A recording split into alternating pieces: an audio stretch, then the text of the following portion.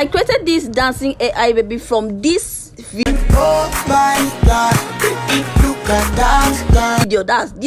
This was the main video, and I changed it to this one. So you can actually create it with your phone, and the best part is that it is very free. So let's get started. Watch this video to the end and hit the subscribe button.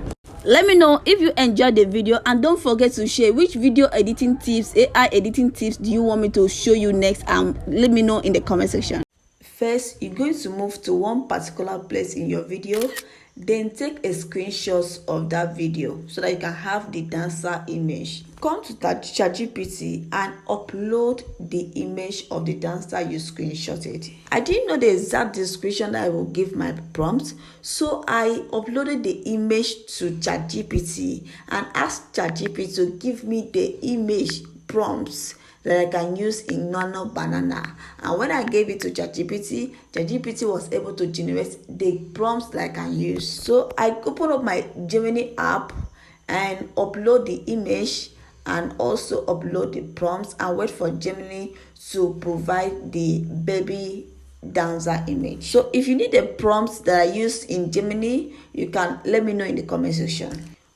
Okay. The image was generated, my Pixar baby image was generated to me within few seconds. So I will have to save this image to my gallery right now. So after I've gotten my Pixar baby image from Gemini, Google Gemini, I go to xfield.ai where I select motion control, and it's actually very free. Okay, it's actually very free, and you allow it to upload. Here you see add motion to copy. When you see add motion to copy, you are going to paste the original video.